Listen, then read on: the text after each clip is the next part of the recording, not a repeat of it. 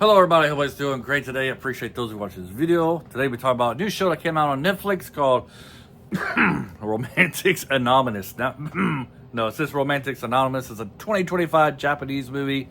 I will show you some highlights of the movie, but every time I do something from Asia, just putting all Asian countries in together, I always get copy blocked and striked and threatened to take my channel away, even though I'm just showing a highlight. So you're just going to have to stick with my face here as I scroll through my notes to make sure I get everything down that I want to get down. And okay, here we go. So the male lead in this movie is the president of a small chocolate company. So it's one of those food movies, who also runs a restaurant, and he's talented, but he has a phobia. You can't have people touch him.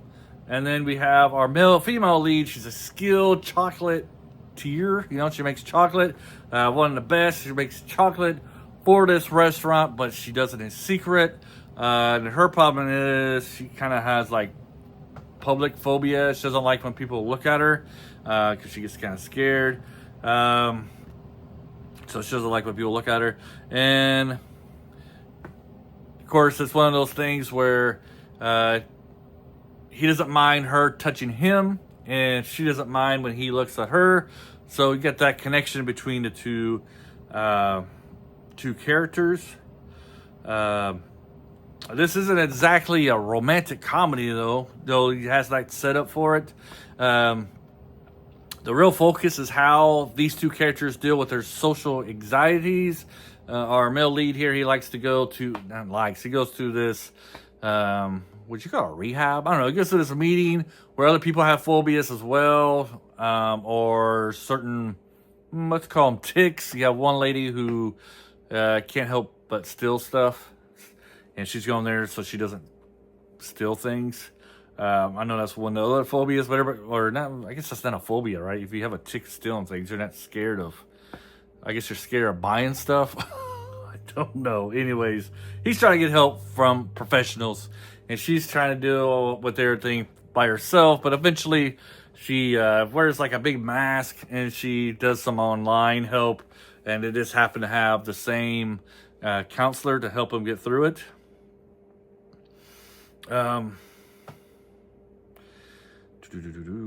Sorry about that. So the show does have gentle humor and emotional sincerity. Show on therapy group scenes, like I said, awkward first meetings and moments of quiet support is soft, understated, and very Japanese in pacing and tone. But it doesn't have that overacting Japanese. If you're somebody who's seen a lot of Japanese dramas, you know that sometimes they overact and let's just say overact. This one, it's not overact. It's very good acting in it. More like if you're from America and other countries, it's more the acting you're more used to, per se. The chemistry between the two leads really works. You can feel their connection through small gestures, eye contact, hesitant smiles, even the first time they manage to hold hands. What's also nice is the supporting cast, the co-workers, customers, and therapy group members all add something, and it's warmed to the story. The second couple in particular provides a nice contrast, showing what healthy companionship can look like.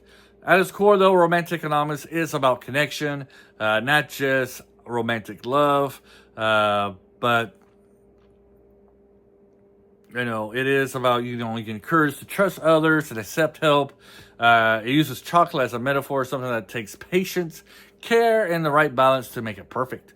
There's no melodrama, no filler episodes, no unnecessary twist, like many Japanese dramas, shows. It knows what its lane is, and it stays in there. If I had to compare Japanese shows to a Korean show might start like this, but then you would have like a serial killer or something like very. One of them might have some kind of terminal disease or something. Korean shows, they go way off. They go to many lanes.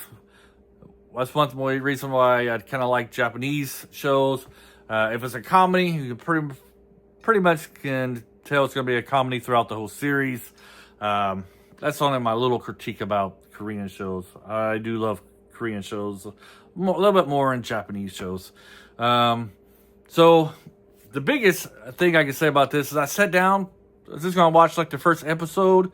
I ended up watching the whole series. It's like 8 episodes, I think, 6 to 8 episodes. So I ended up watching like 6 to 8 hours of this when I was just expecting just to watch the first one. So there's just something about it that keeps you wanting to see more of these characters. Because it's not a groundbreaking series, but it's tender, heartfelt, and relaxing. The kind of show that leaves you smiling quietly at the end. If you enjoy this series, you also might enjoy the Korean drama. What is it? Mad for Each Other, I think it is. You got one guy who has anger issues, and then what's the woman's problem? Does she have anxiety too about people looking at her? It's Mad for Each Other. Check it out on Netflix. I know it's right there. It's a good comedy. It's a short series too, about 6 to 8 episodes. It's a nice little watch. See that one a couple times. So you know, it also deals with people with phobias as well. That's why I say if you like this one, try that one. Anyways, if you're really looking for a good, sweet little romantic show with a touch of humor, try this one. It's on Netflix, and let me know below if you already seen it. What do you guys think about it? Did you like it? Did you enjoy it? Did you hate it? Let me know in the comments below. Until then, have a great day.